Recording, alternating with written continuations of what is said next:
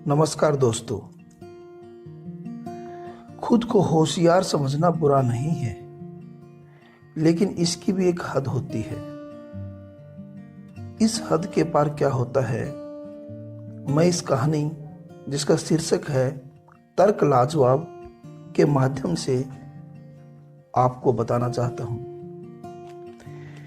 एक गांव में एक निर्धन परिवार रहता था। उनका एक ही लड़का था, जिसके लिए उन्होंने कई सपने संजो रखे थे। उनका बच्चा भी कहीं उनकी तरह निरक्षर न रह जाए, इसके लिए उन्होंने उसे पढ़ने के लिए शहर भेज दिया।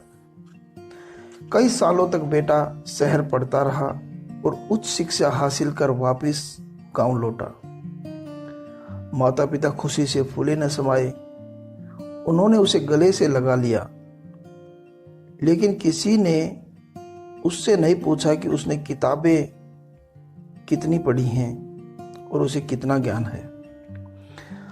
घर पहुंचा तो माँ ने कहा, बेटा हाथ मुंह धोकर बैठ, मैं अभी खाना लगा देती हूँ।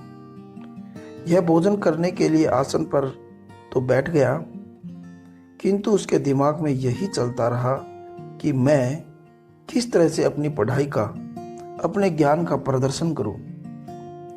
माँ उसके लिए भोजन की थाली सजा लाई। उसमें बेटे के पसंदीदा बेसन के लड्डू भी थे। जब माँ वापस रसोई में जाने को हुई तो उसने टोक कर पूछा, माँ जरा एक बात बताओ, ये कितने लड्डू हैं? माँ ने हंसकर कहा, बेटा 2 लड्डू हैं। बेटा तर्क करता हुआ बोला, अरे 2 कहाँ, 3 लड्डू हैं। माँ आश्चर्य से बोली, बेटा 3 कहाँ, 2 ही तो हैं। उसने माँ से कहा कि चलो गिनती करो इनकी। माँ ने लड्डुओं को उंगली के इशारे से गिना, 1 और ये 2। तभी तपाक से बोला, वही तो, यह 1 है, यह 2 और दोनों को जोड़ेंगे तो बनेगा 3।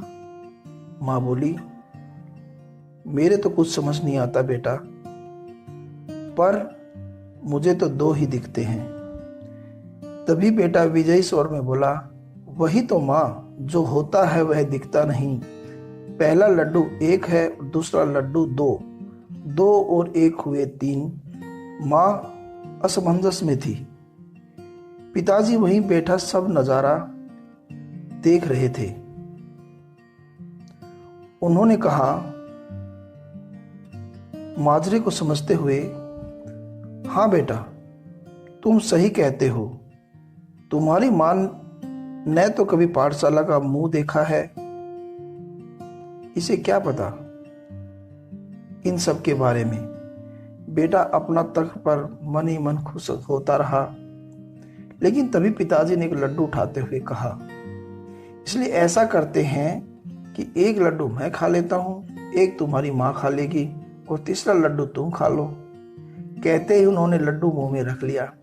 बेटा ठगा सा उन्हें देखता रह गया। Thank you, have a nice day.